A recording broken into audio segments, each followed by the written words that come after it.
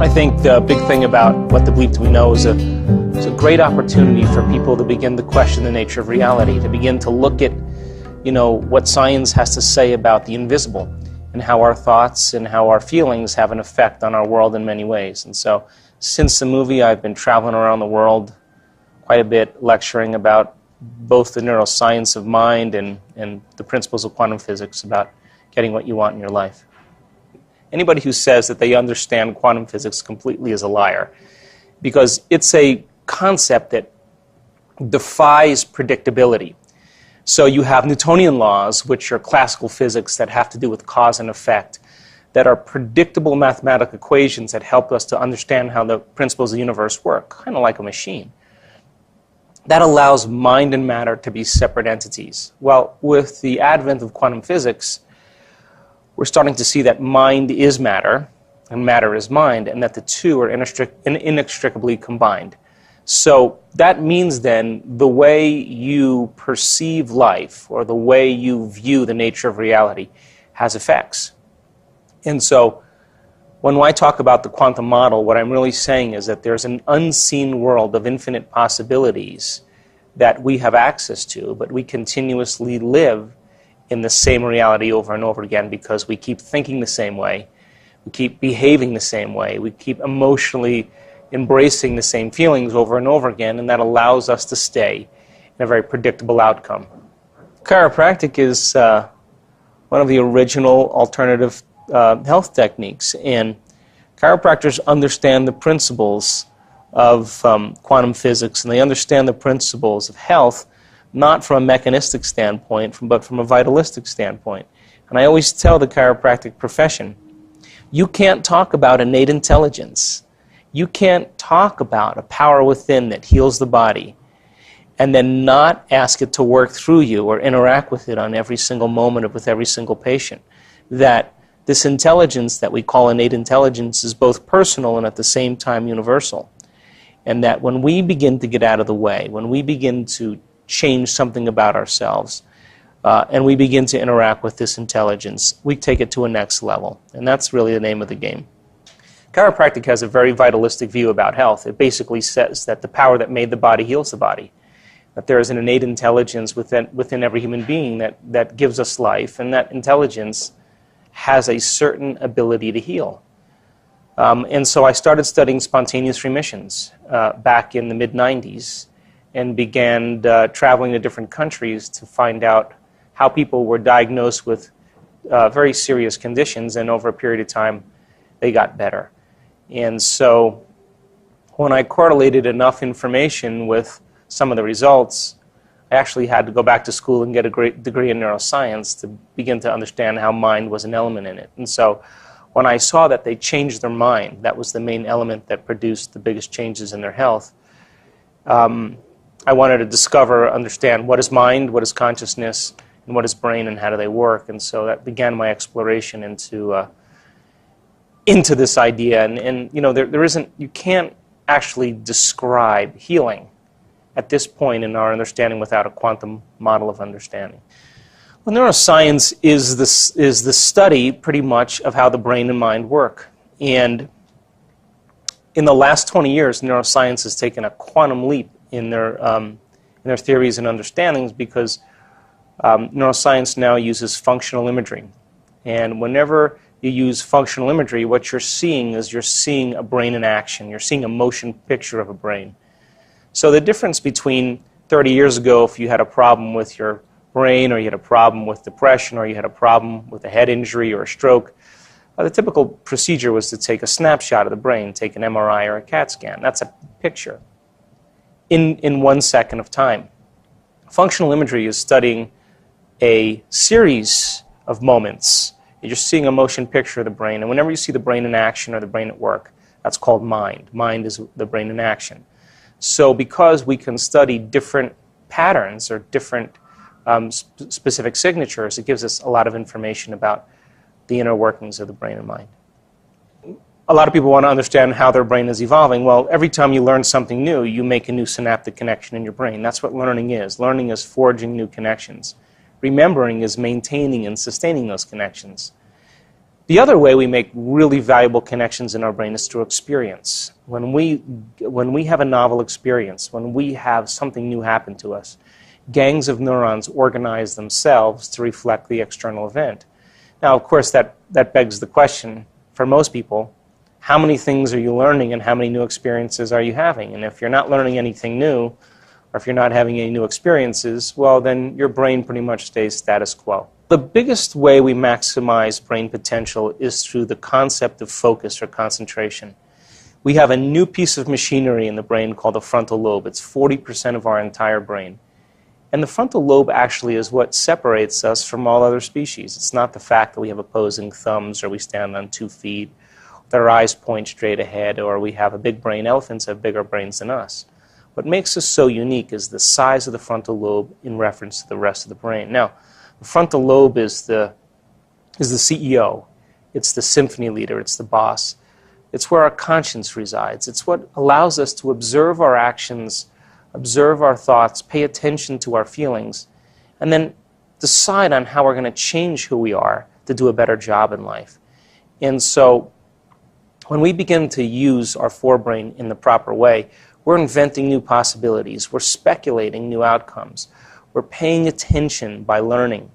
And when we begin to pay attention, the practice and art of paying attention allows the brain to move into more synchrony, into more balance, into more coherence.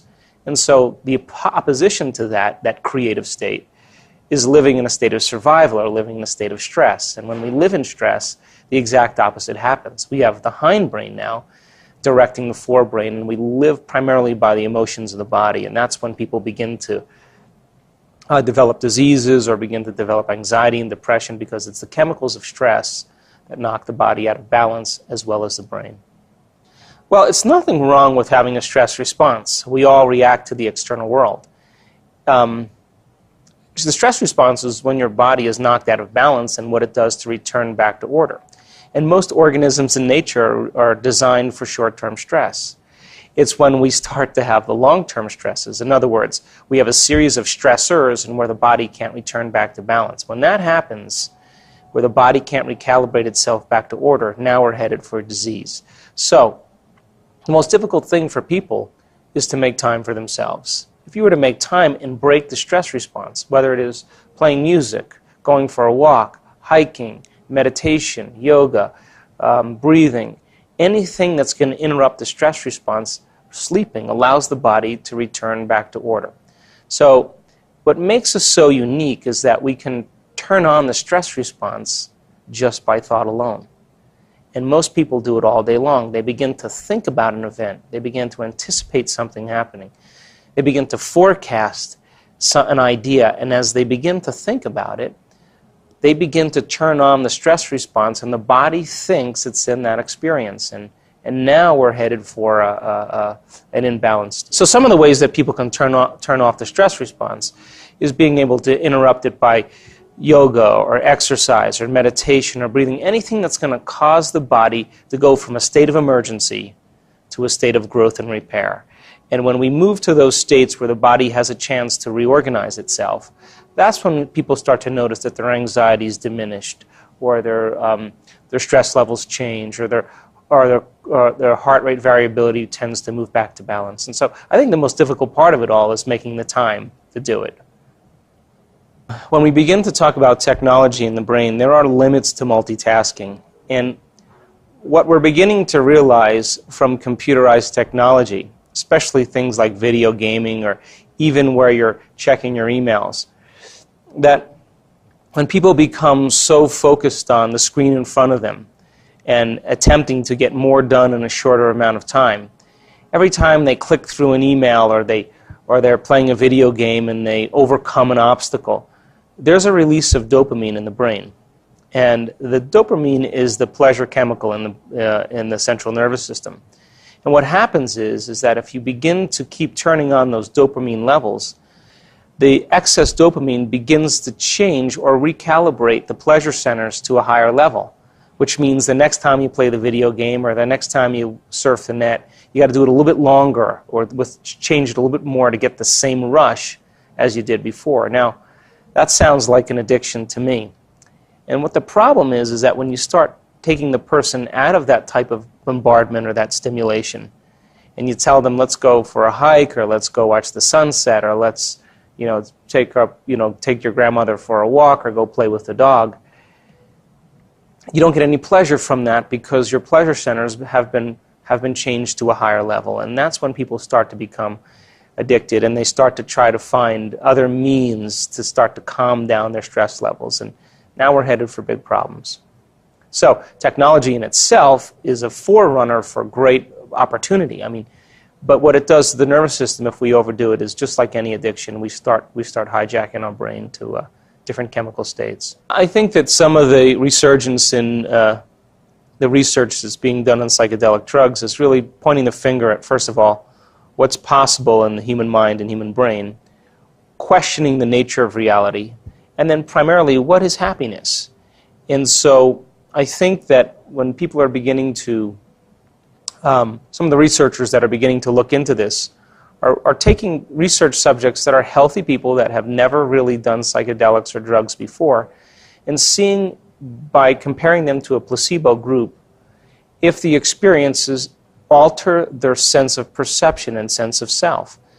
And the recent research that was done at Johns Hopkins absolutely shows that people that have been guided and prepared properly have some really positive effects. And I think the big thing about that is it's starting to help people begin to see that happiness really comes from within. It doesn't come from the sports car, or the boat, or the vacation, or joining the golf club or the social club. It really comes from a state of inner peace and inner balance. And I think everybody at their deepest level wants to have a sense of joy or a sense of happiness. When we begin to rely on drugs as a means to interact consistently with the nature of reality, I think the redundancy of that over time begins to alter brain chemistry, and people wind up in trouble. If people use drugs to run away from their problems, just like alcohol, of course, they're going to wind up becoming addicted to it because there's some emotion that they're running from that they haven't confronted, and that drug or that alcohol or that chemistry, for a momentary period of time, makes that feeling of emptiness or the feeling of unworthiness go away. I think the most important thing for people to realize is that when we begin to make personal changes, when we begin to ask big questions like, what would it be like to be happy? What would I have to change about myself to live in joy? Who in history do I admire, do I want to be like? When do I fall from grace? And why do I live by the same emotion every day? As we start to ask these bigger questions and we get about the business of change, when we break through on a personal level, then we don't really rely on anything outside of us to bring us joy. It's coming from within us. And I think that's really what most people are looking for at this day and age in history. When we talk about the connection between science and spirituality, I think science is the contemporary language of mysticism. I think science is the contemporary language of spirituality. Because when we look at old texts that are 2,000 or 5,000 years old, we're studying those mystical teachers in the language of the time. And it doesn't translate to the present. And so as we begin to explore the nature of reality through science, everything from quantum physics to neuroscience to genetics to the cell to biology, we're beginning to understand how magnificent we really are. And so science is closing the gap between mind and matter, and hopefully over time we'll begin to see that the true understandings of spirituality will have a scientific basis. Many of the models are beginning to break down. The religious model, some of the scientific model, the medical model, the environment, the political model, the economic model, everything is beginning to fall apart right now, and I think it's a time where information really is the most accessible. And because of that, people are beginning to become empowered with their own sense of destiny and having the ability to make some personal choices. So I think religion is one of the ways that people, in an attempt to stay connected to a divine source, and it has there's some validity to it, but not all religions are spiritual, and not all spirituality equals religion. So I think there's a divergence at a certain point. I travel about a little over 200 days a year and travel to different parts of the world talking about really human potential, teaching people that the way they think and feel has a direct effect on their life, that they have a certain amount of control over their destiny. And the audiences are very enthusiastic and very inspired because, again, when we use science as a model to help people understand the invisible or understand the nature of reality, nobody's excluded from the equation because everybody begins to realize that we're all divine and that we're all creators, and that this idea of separatism and this idea of culture that creates divisions, I think that's all beginning to fall apart. Or there's a chosen group of people. Right now in our world, people want answers, and they want to know how they can have a better life and how they can find balance. And so everywhere I go, I have a really great reception. I think the information that I teach opens minds to a certain degree and begin to, they don't even learn anything else, if people don't learn anything else, they understand, first of all, why it's so hard to change, what it means to truly change, how the mind and body are connected, and how we memorize certain patterns that keep us heading towards our genetic destiny. Once you begin to understand some of those elements, then the next question is, how can I reinvent a new self? How can I become somebody else? So the premise that I teach is very simple. Your personality creates your personal reality. So your personality is made up of how you think, how you act, and how you feel. So the present reality that you're experiencing today is created from the present personality that's, sitting in front of me.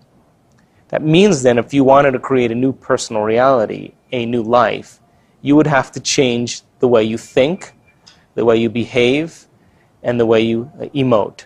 And when people begin to make small modifications, even in those subtle things, they begin to make different choices, which leads them to new destiny. And that's quantum physics right there. So the title of the workshop this evening is called Breaking the Habit of Being Yourself. And that is actually the name of my second book that we're putting out in the fall. What happens by the time we're 35 years old is that we memorize a set of automatic programs, a set of behaviors, a set of emotional propensities that really contribute to who we're being. And 95% of who we are by the time we're 35 years old sits in a subconscious program, a subconscious memory system, which we've practiced something so many times that now we don't have to think about it any longer. So the workshop this evening, or this talk this evening, is all about pointing the finger at why it's so difficult to change and what it means to change, and what it means to truly change, what it really truly means to begin to organize a new state of mind and body. And so it's about a 45-minute to an hour lecture, and then most of the great stuff happens when we do the Q&A. Well, my weekend workshops are an opportunity for people to retreat from their life. That if you believe that your thoughts have something to do with your destiny, that the way you think controls your life, then we would have to begin to examine how you react to your life. So if your environment is controlling your thinking, which means that you wake up and you do the same things, you see the same people, you drive to work the same way, you shave with the same hand, you drink coffee out of your favorite mug, you do the same exact thing every day. It's the environment, the external world, that's turning on different circuits in your brain to cause you to think equal to your environment. And because you recognize familiar known things, you'll keep creating more of the same. So the workshops are about people retreating from their life for a weekend, for 2 days, for 3 days, to begin to think independent of the environment, to begin to wire information into their brain and maintain and sustain that information so that they can begin to create a new life. And then as they begin to change their way their brain works and recondition their body to a new mind, to reinvent a new self, and memorize that internal order so that nothing from their environment can move them from it. Now, it's no longer the environment having an effect on them. Now they're beginning to have an effect on their environment. So the workshops are all about making that switch. Well, the upcoming book is called Breaking the Habit of Being Yourself, How to Lose Your Mind and Create a New One.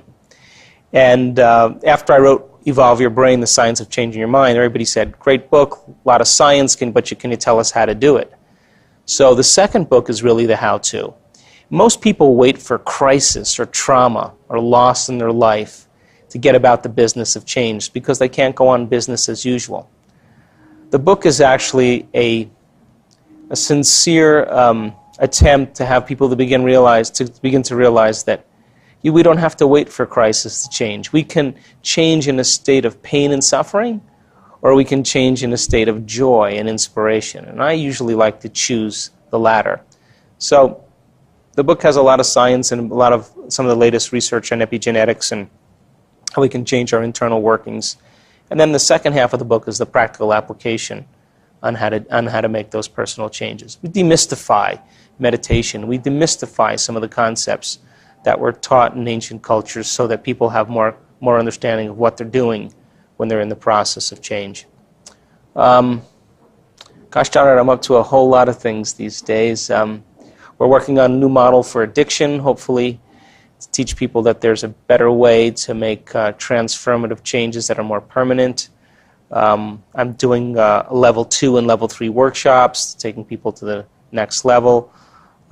We have a whole new series of CDs coming out. That one's called The Art of Change, the other one's called The Reinvention of Self, and on and on and on. And again, most of it is just getting the information out and hopefully creating it in a way that people can actually use it for themselves. I believe that there is absolutely a soul, and I believe that if you can change the brain and you can change the mind, it begs the question, who's doing the changing of the brain and the mind? The brain can't change the brain because it's just an organ. It's nothing different than a liver or a kidney. And the mind can't change the brain because the mind is the product of the brain. It's the brain in action. So when you begin to think about actual physical changes that are taking place in the brain and mind, there's only one thing that can do that, and that's that immaterial aspect of you and I that governs the brain and body to produce different levels of mind. And when we're truly conscious and we're truly aware, when we're truly paying attention, now we're no longer living, by our genetic destiny. Our genes then become the starting point in our life to fulfill a new destiny, to change something about ourselves. And when the soul begins to gain wisdom, when we begin to master something, that's another piece of the puzzle that the soul takes with it on this journey into infinity.